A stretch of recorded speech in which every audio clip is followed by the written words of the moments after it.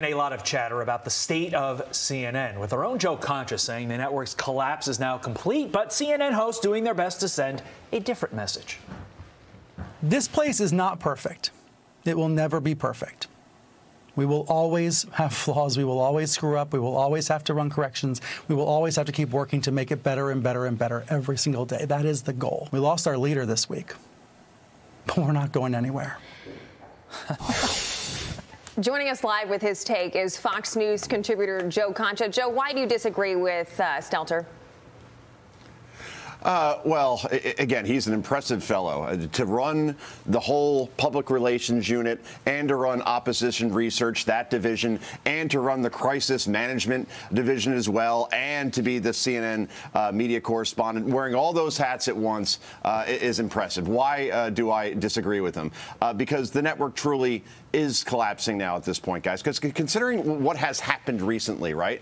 Its network president, Jeff Zucker, he's been there for about the past decade. He was forced out abruptly on an excuse, by the way, that zero people in the country believe, because of a consensual relationship. I mean, even with the network president resigning, the network is lying to its viewers because you know it was much more than that, given all the reports we're seeing as far as Zucker and his girlfriend, Allison Gullist, advising Andrew Cuomo on how to hit Donald Trump on COVID at the height of a pandemic while making Cuomo look good and then getting all the ratings they got out of it by arranging all those interviews between Andrew Cuomo and Chris Cuomo at the time. So, yeah, that's laughable. That's the excuse that why Jeff Zucker's out. But also, its top-rated anchor, the man I just mentioned, Chris Cuomo. And I get that top-rated anchor over at CNN means skinniest kid at fat camp. But Cuomo also out recently, so their biggest star is gone. But most importantly, from a business perspective, they have lost 90% of their audience when compared to the same time last year. Now, imagine that. 10 people are in a room, Carly, right? They're watching CNN 1 year ago.